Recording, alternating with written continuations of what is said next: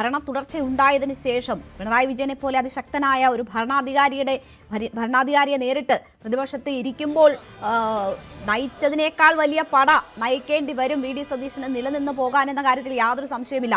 ഔദ്യോഗിക പ്രഖ്യാപനം നടത്തിയ ദീപാദാസ് മുൻഷി തന്നെ അതിനുശേഷം മാധ്യമങ്ങളെ കാണുമ്പോൾ പറയുന്നു പാർലമെന്ററി പാർട്ടിയിൽ പിന്തുണ കൂടുതൽ ഉണ്ടായിരുന്നത് കെ.സി. വേണുഗോപാലിനാണ് എന്നത് മാധ്യമങ്ങൾക്ക് മുന്നിൽ തന്നെ പരസ്യമായി പറയുന്നത് നമ്മൾ കേൾക്കുകയാണ്. പഴകുളം മധു, കെ.സി. വേണുഗോപാലിനൊപ്പം നിന്ന പഴകുളം മധു പറയുന്നു ഇവിടെ വളരെ ഫേക്ക് ആയിട്ടുള്ള ഒരു ജനവികാരം അല്ലെങ്കിൽ അങ്ങനെ ഒരു പ്രതീതി സൃഷ്ടിക്കാനുള്ള ശ്രമം നടന്നു. എല്ലാവരും കെ.സി. വേണുഗോപാലിന് നഷ്ടപ്പെട്ട മുഖ്യമന്ത്രി സ്ഥാനത്തിലേക്കല്ല ഇപ്പോൾ കോൺസെൻട്രേറ്റ് ചെയ്തത്. പക്ഷേ കെ.സി. വേണുഗോപാലിനെ വ്യക്തിഹത്യ നടത്താൻ വലിയ ആസൂത്രിതമായ ശ്രമം നടന്നു എന്ന പരസ്യമായ പ്രതികരണങ്ങൾ ഉണ്ടാവുകയാണ്. അതൊക്കെ കോൺഗ്രസിൽ ഇനി അങ്ങോട്ട് സംഭവിക്കാൻ പോകുന്നതിന്റെ ഒരു സൂചന നൽകുകയാണോ? ഇതുവരെ നയിച്ചതിനേക്കാൾ വലിയ ബുദ്ധിമുട്ട് ടീം UDF-നെ ഒരുമിച്ച് കൊണ്ടുപോകുന്നതിൽ വി ഡി സതീശന് നേരിടേണ്ടി വരുമെന്ന സൂചനകളാണോ പുറത്തു വരുന്നത്? തീർച്ചയായും ഘടകകക്ഷികളുടെ ആകെ പിന്തുണ വി ഡി സതീശന് ഉണ്ടെങ്കിലും ഈ പറയുന്നതുപോലെ പാർട്ടിക്കകത്തുനിന്ന് പ്രത്യേകിച്ച് നമുക്കറിയാം ഈ MLA-മാരുടെ പിന്തുണ കൂടുതൽ നമ്മളിപ്പോൾ ദൃശ്യങ്ങളിൽ കാണുന്നത് വി ഡി സതീശൻ KPCC ആസ്ഥാനത്തേക്ക് എത്തുന്നതിന്റെ ദൃശ്യങ്ങളാണ്. മുഖ്യമന്ത്രിയായി ഔദ്യോഗിക പ്രഖ്യാപനം AICC-യുടെ ഭാഗത്തു നിന്ന് വന്നതിന് ശേഷം അദ്ദേഹം മാധ്യമങ്ങളെ കണ്ടിരുന്നു. അതിനുശേഷം ഇപ്പോൾ KPCC ആസ്ഥാനത്തേക്ക് എത്തുകയാണ്. KPCC അധ്യക്ഷൻ സണ്ണി ജോസഫ് അദ്ദേഹം ആരെയാണ് പിന്തുണച്ചത് എന്നതിന്റെ കുറിപ്പുകൾ പുറത്തു വന്നതാണ്.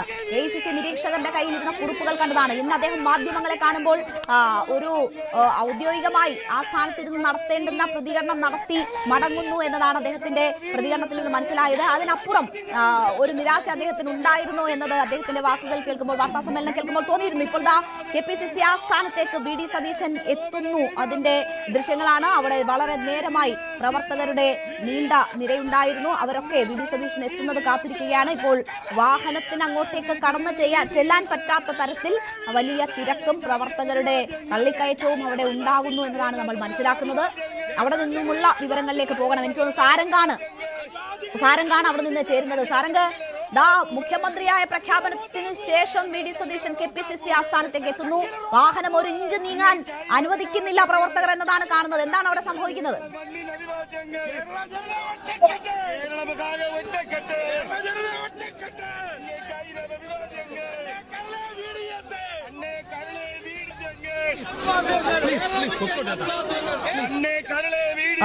പ്രവർത്തകരുടെ വലിയ ആഹ്ലാദ പ്രകടനം ഇന്ദിരാഭവന് മുന്നിൽ നടക്കുകയാണ്. വി ഡി സതീശന്റെ വാഹനത്തിനുള്ളിലേക്ക് പ്രവേശിക്കാൻ പറ്റുന്നില്ല. ആ വാഹനം പൊതിഞ്ഞുകൊണ്ട് പ്രവർത്തകർ നിൽക്കുന്നു.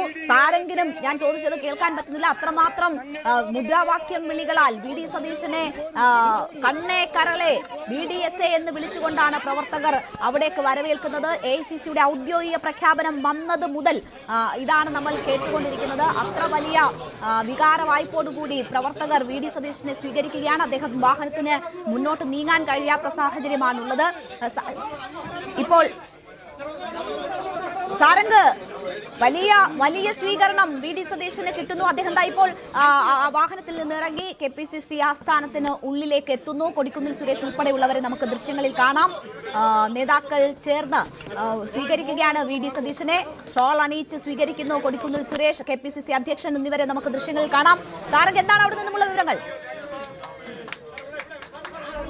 രേണുക, വലിയ ആവേശമാണ് ഇവിടെ പ്രവർത്തകർക്കിടയിൽ ഉള്ളത്. നമുക്ക് ദൃശ്യങ്ങൾ തന്നെ വ്യക്തമായിരുന്നു. വാഹന അകമ്പടിയോടുകൂടി വരുന്നത് ഈ വാഹനത്തിന്റെ തൊട്ടു മുൻപിലടക്കം പ്രവർത്തകർ ആവേശത്തോട് അഭിവാദ്യങ്ങൾ അർപ്പിക്കുകയും മറ്റേ ആവേശത്തോടെയുള്ള പ്രവർത്തകരുടെ ദൃശ്യങ്ങൾ നമ്മൾ കണ്ടതാണ്. ഇപ്പോൾ KPCC ആസ്ഥാനത്തിനകത്താണ് ഇപ്പോൾ വി ഡി സതീശൻ ഉള്ളത്. അദ്ദേഹത്തിന് പ്രവർത്തകരുടെ ഒപ്പമാണ് ഉള്ളത്. നമുക്ക് അകത്തേക്ക് കയറാൻ പോലും കഴിയാത്ത രീതിയിൽ പ്രവർത്തകരുടെ ഒരു നീണ്ട നിര. അത് ഈ പ്രഖ്യാപനം ഉണ്ടായപ്പോൾ തന്നെ ഇവിടെ KPCC ആസ്ഥാനത്ത് പ്രവർത്തകർ എത്തി തടിച്ചുകൂടിയിരുന്നു. അദ്ദേഹത്തിന്റെ വരവിനായി വേണ്ടി കാത്തിരിക്കുകയായിരുന്നു പ്രവർത്തകരെല്ലാവരും. നിയുക്ത മുഖ്യമന്ത്രി, അതായത് പ്രഖ്യാപനം വന്ന് KPCC ആസ്ഥാനത്തേക്ക് വരുമ്പോൾ വലിയ ആവേശത്തോടുകൂടി പ്രവർത്തകർ ഇവിടെ അദ്ദേഹത്തിനെ അകത്തേക്ക് കൊണ്ടുപോകാനൊപ്പം തന്നെ ആവേശജനമായ ഒരു വരവേൽപ്പാണ് ഇപ്പോൾ നൽകിയിരിക്കുന്നത്. KPCC ആസ്ഥാനത്ത് മറ്റ് കൂടിക്കാഴ്ചകളും മറ്റും ഉണ്ടാകുമെന്നാണ് അറിയിച്ചിരുന്നത്. അതോടൊപ്പം തന്നെ KPCC സംസ്ഥാന അധ്യക്ഷനടക്കം സമ്മേളനം നടത്തുമെന്ന് അറിയിച്ചിരുന്നു. നമുക്ക് ഈ ദൃശ്യങ്ങൾ കാണുന്നതിനപ്പുറത്തേക്കാണ് ഇവിടുത്തെ തിരക്ക് എന്നതാണ് വളരെ എടുത്തു പറയേണ്ട ഒരു കാര്യം. അദ്ദേഹത്തെ പൊതിഞ്ഞുകൊണ്ട്, അതായത് ഷാൾ അണിയിക്കാനും മറ്റേ അഭിവാദ്യം അറിയിക്കാനും പിന്തുണ അറിയിച്ചുകൊണ്ടും പ്രവർത്തകർ ഇവിടെ തടിച്ചുകൂടുന്ന ദൃശ്യം നമുക്ക് ഇതിൽ കാണാം. കാരണം ഒരുപാട് ദിവസത്തെ കാത്തിരിപ്പിന് ശേഷമാണ് ഈ ഒരു തീരുമാനത്തിലേക്ക് എത്തിയതെന്നാണ് ഇതിൽ എടുത്തു പറയേണ്ട ഒരു കാര്യം. വലിയ ഉദ്യോഗജനകമായ ദിവസമായിരുന്നു ഇപ്പോൾ കടന്നുപോയിക്കൊണ്ടിരുന്നത്. അതിലെപ്പോഴും ജനകീയം എന്ന രീതിയിൽ എടുത്തു പറയപ്പെട്ട പേര് അവസാനം അദ്ദേഹത്തെ തിരഞ്ഞെടുത്തപ്പോൾ അത്രയും ദിവസം കാത്തിരുന്ന ഒരു ആവേശമാണ് പ്രവർത്തകർ ഇവിടെ കാണിച്ചുകൊണ്ടിരുന്നത്. അതിൽ തന്നെ നമുക്ക് വ്യക്തമാണ് ഇനി വരുന്ന ദിവസങ്ങളിലും അദ്ദേഹത്തിന്റെ പത്രസമ്മേളനത്തിനടക്കം വലിയ രീതിയിലുള്ള ജനപങ്കാളിത്തം ഉണ്ടായിരുന്നു. മാത്രമല്ല കേരളത്തിലുടനീളം വലിയ രീതിയിലുള്ള ആഘോഷ പരിപാടികളും പ്രവർത്തകരുടെ ആഹ്ലാദ പ്രകടനം ഉണ്ടായിരുന്നു. ഇനി KPCC ആസ്ഥാനത്ത് മറ്റ് മന്ത്രിസഭ അടക്കമുള്ള മറ്റു കാര്യങ്ങളിലേക്ക് എങ്ങനെ കടക്കുന്നു, അതുമായി ബന്ധപ്പെട്ട കൂടുതൽ ചർച്ചകളിലേക്ക് കടക്കുമെന്നാണ് നമുക്ക് മനസ്സിലാക്കാൻ കഴിയുന്നത്. രേണുക, സാരംഗ് സുധാകരനാണ് അവിടെ നിന്നുമുള്ള വിവരങ്ങൾ നൽകിയത്. KPCC ആസ്ഥാനത്ത് വലിയ സ്വീകരണമാണ് VD സതീശന് ലഭിക്കുന്നത്. ഇപ്പോൾ അധ്യക്ഷൻ ഉൾപ്പെടെയുള്ളവർ ഷോൾ അണിയിച്ച് VD സതീശനെ സ്വീകരിക്കുന്നു. പ്രവർത്തകരുടെ വലിയ തള്ളിക്കയറ്റം നമ്മൾ കാണുകയാണ് ഇന്ദിരാഭവനിൽ.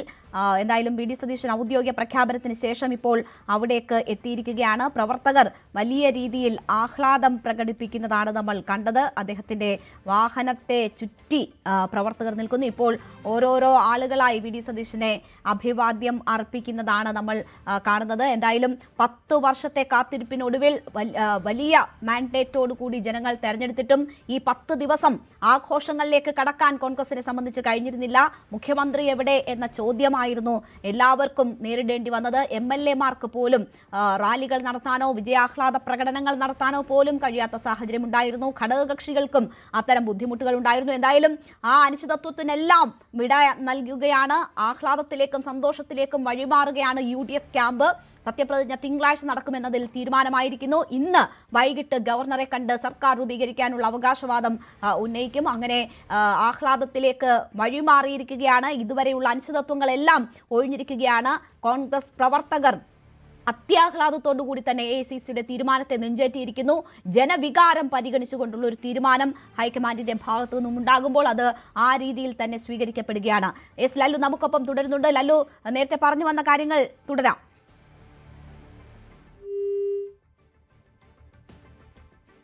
പറഞ്ഞിട്ടുണ്ട് VD സതീശൻ്റെ ഏറ്റവും പ്രിയപ്പെട്ട കഥാപാത്രം കർണനാണ് എന്നാണ്. എന്തായാലും ആ കഥാപാത്രത്തെ പോലെ അമ്പേറ്റ് വീണ് ജീവിതം അവസാനിപ്പിക്കേണ്ട ഒരു അവസ്ഥയിലേക്ക് VD സതീശൻ എത്തിയിട്ടില്ല എന്നുള്ളത് ഏറ്റവും ആഹ്ലാദകരമായ ഒരു കാര്യമാണ്. കഴിഞ്ഞ 5 വർഷം കേരളത്തിലെ UDF-നെ നയിച്ച നിയമസഭയ്ക്കത്തും പുറത്തും ഒട്ടേറെ പോരാട്ടങ്ങൾക്ക് നേതൃത്വം നൽകിയ VD സതീശൻ ഒടുവിൽ കേരളത്തിൻ്റെ മുഖ്യമന്ത്രിയായിരിക്കുന്നു എന്നാണ്. ജനവികാരം മാനിച്ചുകൊണ്ട് AICC അങ്ങനെ ഒരു തീരുമാനമെടുത്തിരിക്കുന്നു.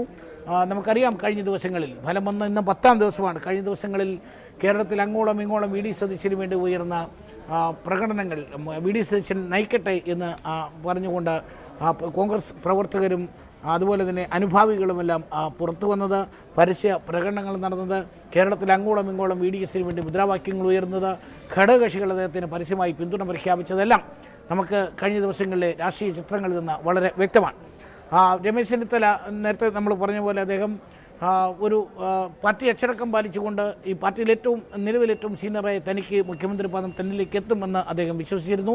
ഈ കഴിഞ്ഞ ദിവസങ്ങളിൽ നിന്ന് പ്രകടനങ്ങളിലോ ബഹളങ്ങളിലോ ഒന്നും ഭാഗമാക്കാതെ പ്രവർത്തകരെ തനിക്ക് വേണ്ടി രംഗത്തിറക്കാതെ പാർട്ടി അച്ചടക്കം പാലിക്കുന്ന ആളാണ് താനെന്ന് വ്യക്തമാക്കിക്കൊണ്ട് രമേശ് ചെന്നിത്തല തൻ്റെ അവകാശവാദത്തിൽ ഉറച്ചു നിന്നെങ്കിലും VD സതീശൻ എന്ന ഒറ്റ പേരിലേക്ക് കോൺഗ്രസ് ഹൈക്കമാൻഡ് എത്തിച്ചേർന്നിരിക്കുകയാണ്. ഞാൻ നേരത്തെ പറഞ്ഞതുപോലെ ഇന്നലെ രാത്രി വളരെ നാടകീയമായി നടന്ന ചില ചർച്ചകൾ, ഇന്ന് രാവിലെയും നടന്ന ചില ചർച്ചകൾ, ഇന്നലെ രാത്രി തന്നെ അല്ലെങ്കിൽ ഇന്ന് രാവിലെ 7 മണിയോടുകൂടി ഹൈക്കമാൻഡ് പ്രതിനിധികൾ. കൂടുതൽ വാർത്തകൾക്ക് News 18 Keralam YouTube channel subscribe ചെയ്യുക.